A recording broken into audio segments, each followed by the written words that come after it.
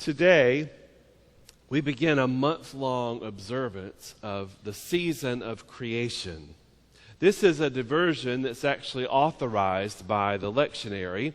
I don't always take it. I certainly didn't last year. However, in the light of all the concern for our physical world these days, concern which I share, by the way, it seemed appropriate for us to take this journey together this year.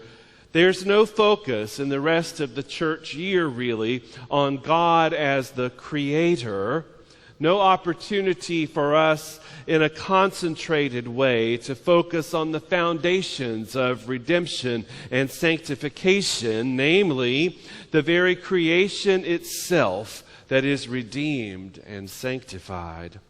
For centuries, our theology, our ethics, and our worship have been oriented in two dimensions. One, our relationship with God, and secondly, with God's relationship with human beings.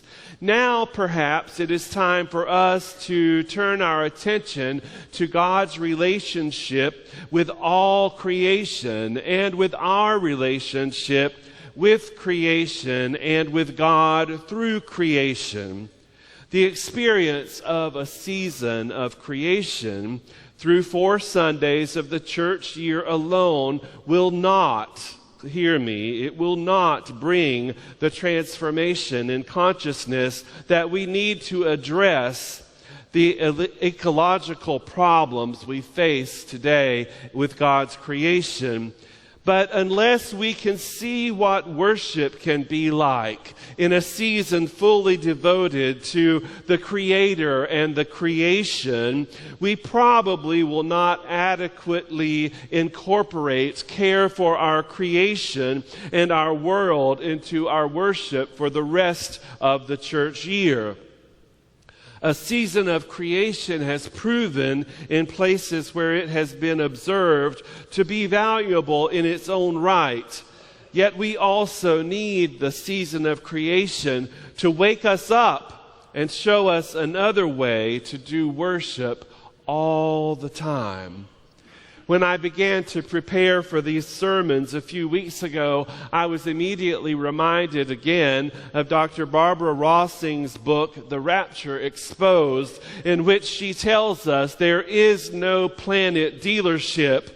There is no place where we can go and buy a new one. There's no earth dealership down the street where we can get another one after we allow ourselves as human beings. And yes, my sisters and brothers, I don't care what the politicos say. It is human beings who are causing this to our planet. It is us. And if we allow ourselves to use this up and destroy it and some way blow it up or burn it up, there is no place to get another one. It simply doesn't exist. God gave us this world and everything in it to care for. To care for. When did we forget that? Because it seems to me that all our creation around us, all of humankind, is just intent and bound on using it up and wearing it out in light of the fact that God said, I give you these things to care for. How did we forget? Deuteronomy chapter 10, verse 14, reminds us that the heaven and the heaven of heavens belong to Yahweh our God.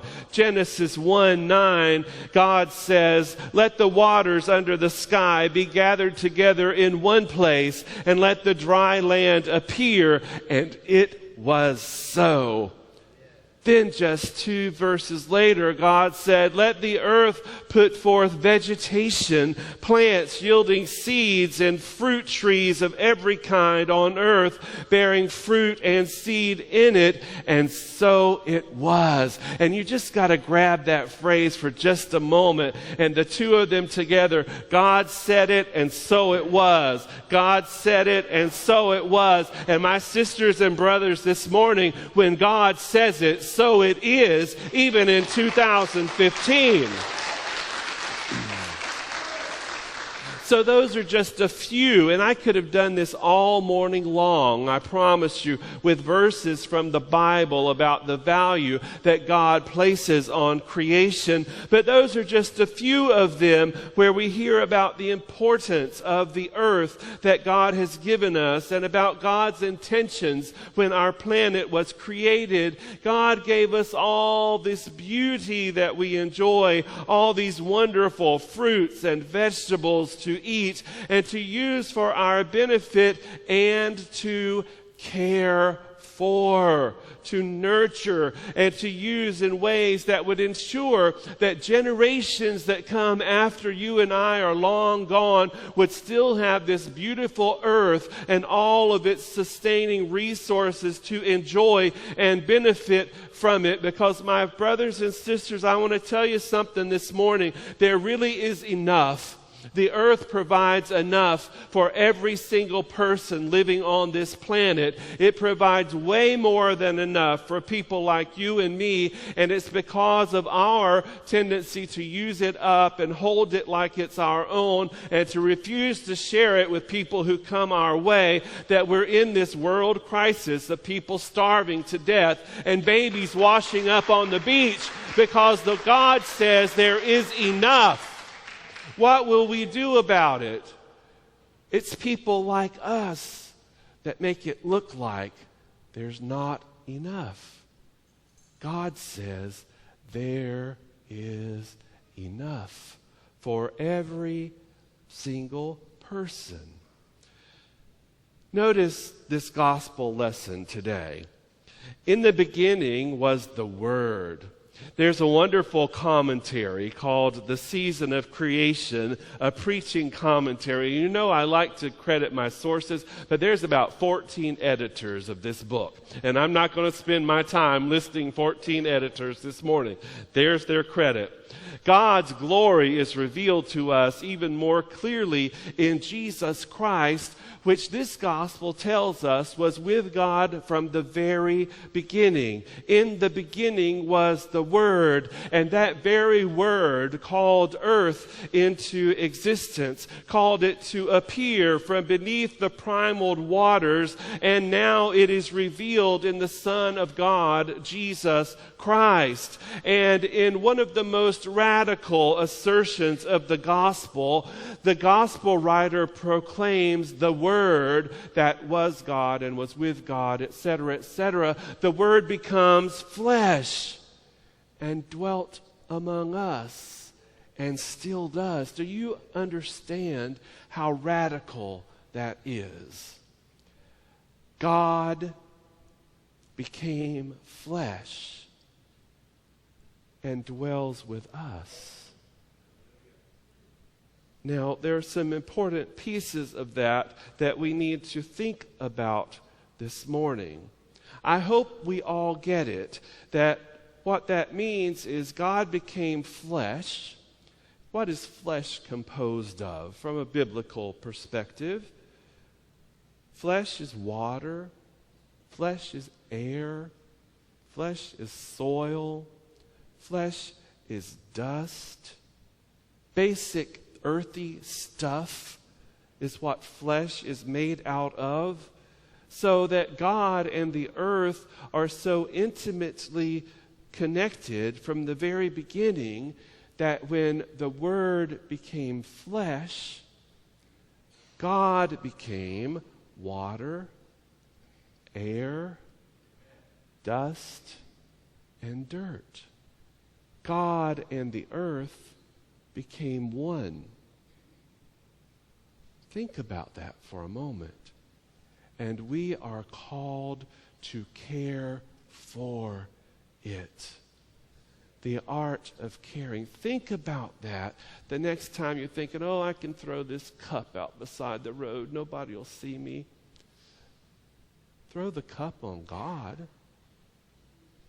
The next time you want to drop that little cigarette or that little wrapper or that little thing on the earth, would you drop that on God?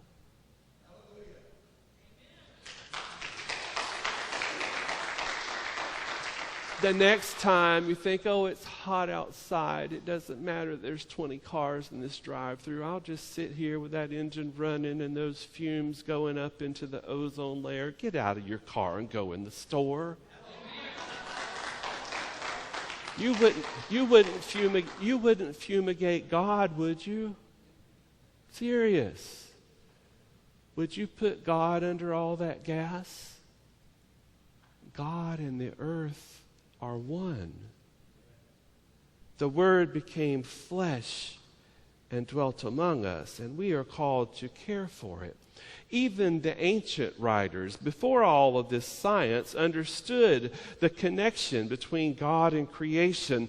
Long before all these modern-day environmental issues, John Chrysostom, I had it way wrong last night when we were talking, Ty. John Chrysostom emphasized the importance of God's valuation of creation. He reminds us that God evaluated creation when God was finished with it. And do you remember what God said? It was good and very good. Then he warns his readers against what he calls the arrogant folly of deviating from God's valuation of the physical world. So you see, when we understand God's appraisal of the physical world as good and very good, we come to understand the value God places on it. I believe that you and I, knowing that, will do a better job of caring for it. I think it can become a part of our spiritual practice when we understand what God says about our physical world, even the parts that are so far away from here we cannot even see them. And as we seek to align ourselves with the ways of God, the art of caring for our spiritual world, for our physical world, will then transcend our daily practice so that we are very mindful of what we are doing to this planet that God has given to us to care for. Just look at it. Thank you, Reverend Lee, for this globe. But just think about it. Now, this is just a tiny, tiny representation. Water, land, salty water. Oh, there's a little lake, fresh water there. All of this forest, rainforest, all of it so beautiful that God says we are to care for. The Dalai Lama writes, we must strive to overcome these states of mind by developing an awareness of the interdependent nature of all phenomena, an attitude of wishing not to harm other living creatures, and an understanding of the need for compassion.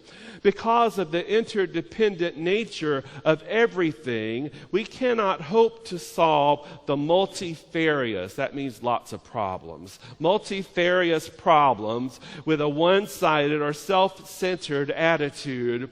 History shows us how often in the past people have failed to cooperate. Our failures in the past are the result of ignorance, of our own interdependence on knowledge. So what we now know is that we cannot complain that we are ignorant of it. We know what we are doing. We know exactly what it means. And so we must really get busy about the business of caring for our world and take on our universal responsibility based on love and compassion. What we need now for our planet really is the art of caring practiced in our everyday lives. So how do we demonstrate it? What do we do? After a sermon like this, it's common to think, well, what does he think I'm going to do? Well, I'm about to tell you. All right, ready? Here are some practical ideas. Number one, plant a tree.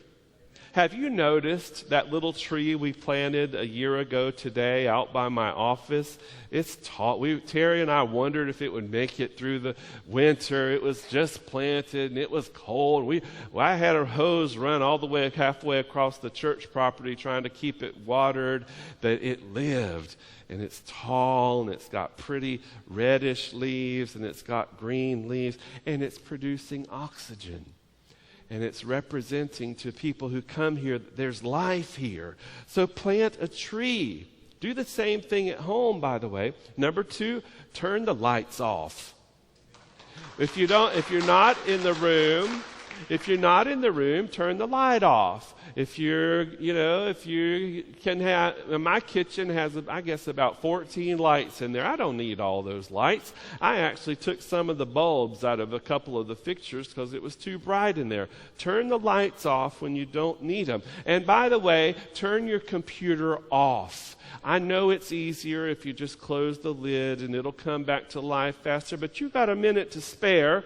Turn the thing off when you're not using it. Same thing with fans and appliances. It doesn't have to come on instantaneously. You can wait 30 seconds. Turn them off. Recycle. Now, I confess to you, recycling is more difficult in Escambia County than it is in other places where I've lived in more major cities. However, you can do it. I put more, honestly, I'm not bragging, I'm just telling you, my recycle bin every week fills up before my trash bin does, because I'm very conscientious about it. I'm so glad that we finally got a recycling bin here at church. It wasn't easy, but thanks to Cleo and little Joe and people like that, we have a recycling bin. Use it. Recycle. Now, I want you to know I borrowed this from another resource. It is not necessarily my own, even though I do endorse it. Go vegetarian. Go vegetarian at least once a week. Now, here are some reasons. These are not my reasons, but they're reasons that might work for you.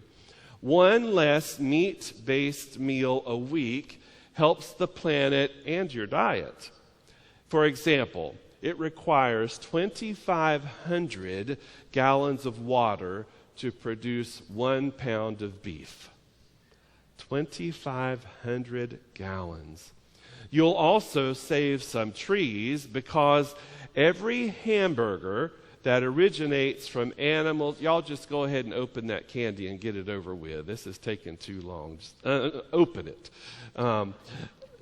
Every hamburger that originated from animals raised on rainforest land requires approximately 55 square feet of rainforest, to be destroyed.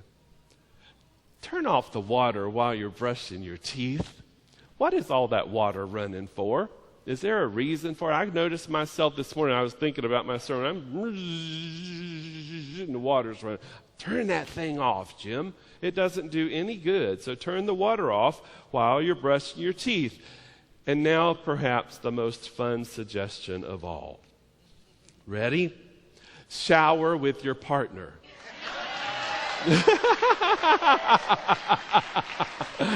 Shower with your partner. Sneak in the shower with your beloved and start the day with some zest and some life that doesn't come in a bar. Now, not only have you made a wise choice about the environment by saving water, but you may notice some other added benefits. Shower with your partner. Now, y'all can do some of those, can't you? All right, so try them on. You may know some others. The art of caring. Just one final thought. Have you ever noticed how good it feels to take care of something that's alive? You know, every morning when I get up and see my little puppies and it's time to go out, I feel good that I take good care of those little puppies. Every time I go out on my porch and see those basil plants, because I have a basil addiction, growing and thriving, I just feel good about it. I'm like, I rooted those things, I planted them, I fertilized them. I was in the hospital with a man this week that was suffering. I stayed a long time.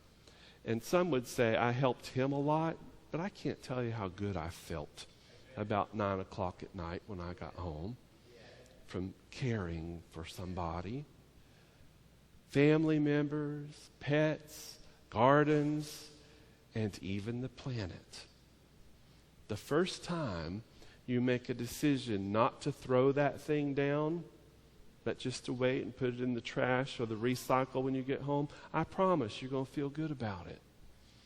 When you reach up there and just wet your toothbrush and then turn the water off, you'll feel good about it. When you take a plastic cup or a milk carton or something and put it in your recycle bin, you're going to say, I'm taking care of you, God. This is your planet. And it's going to feel good. It always feels good to do the right thing. And I call these things, some of you have heard me say it, spirit moments. When you do something good and that little rush of the Spirit comes rolling over you. Everybody experiences love when it's shared, especially the love of God for the people of God. And we live longer, and our world is renewed when we take care of each other and our world, because that is the art of caring. We become to appreciate every blessing because you know what I have to say to you in closing. God is the master of caring. No one ever cared for you the way God does. And so let us emulate that nature of God to care for all of creation. Let us be faithful followers and faithful caretakers of the word that still dwells among us, the art of caring. God bless you this morning. Amen.